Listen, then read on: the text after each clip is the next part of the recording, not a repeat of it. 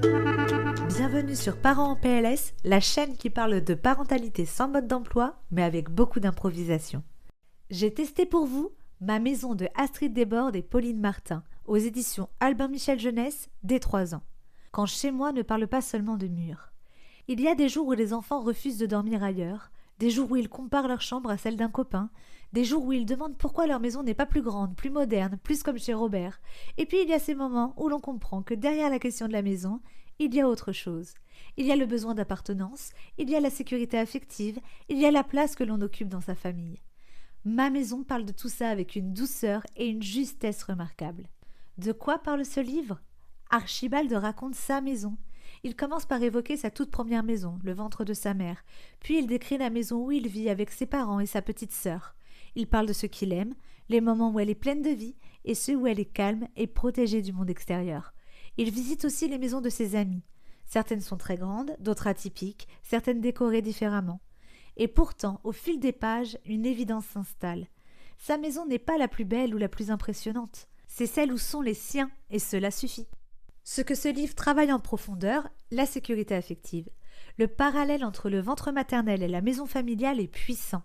Il rappelle subtilement que la maison, ce n'est pas seulement un lieu, c'est un espace de protection. Pour un enfant, chez moi signifie souvent là où je suis en sécurité, là où je peux être moi, là où l'on m'aime sans condition.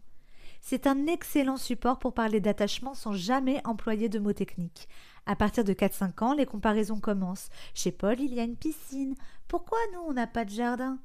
C'est la comparaison sociale et le sentiment de manque. Ce livre aborde cela avec finesse. Archibald observe les différences sans les hiérarchiser. Le message implicite est très fort. La valeur d'une maison ne se mesure pas à sa taille. Pour les parents, c'est une ressource précieuse pour désamorcer les frustrations liées au matériel.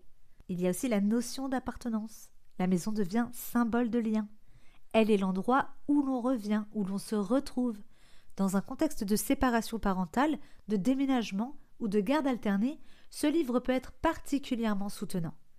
Il permet d'introduire une idée essentielle. Ce n'est pas l'adresse qui fait chez soi, c'est la relation.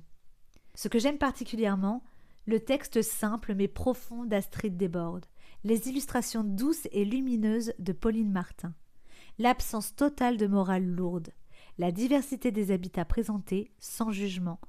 On n'est pas dans le discours éducatif appuyé, on est dans l'expérience sensible. Et ça, pour moi, c'est la force du bon album jeunesse. Comment l'utiliser à la maison ?